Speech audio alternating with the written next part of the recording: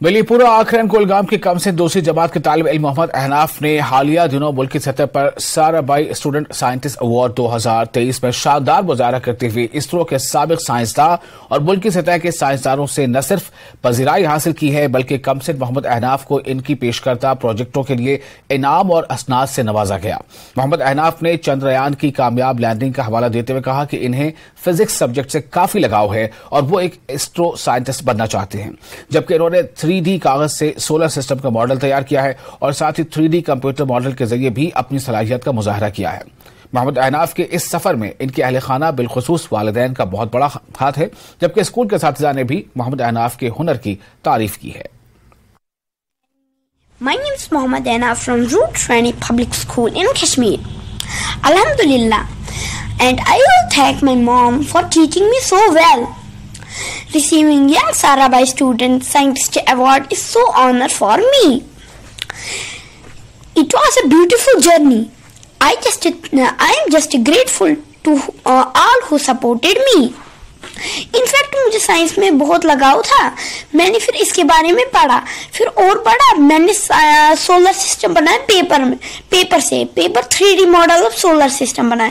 Nuclear fusion भी पढ़ा। फिर मैंने साराबाई, इसरो, नासा इनके बारे में पढ़ा। मुझे इसमें इंटरेस्ट लगा। फिर मैंने इनके बारे में और पढ़ा। फिर मैंने पेरियोडिक टेबल पढ़ा, उसके एलिमेंट्स वो भी पढ़े। इसके बाद मैंने इंशाल्लाह I will become a successful scientist for my country and make my country so proud. He is the candidate who is submissive, responsive and is hardworking. So far his overall performance is concerned, it is satisfactory, and despite the recent circumstances, he has managed to maintain a positive attitude and continue to excel in his studies. Obviously, his perseverance and persistence is truly admirable. I recommend him to keep it up, the great work hereafter.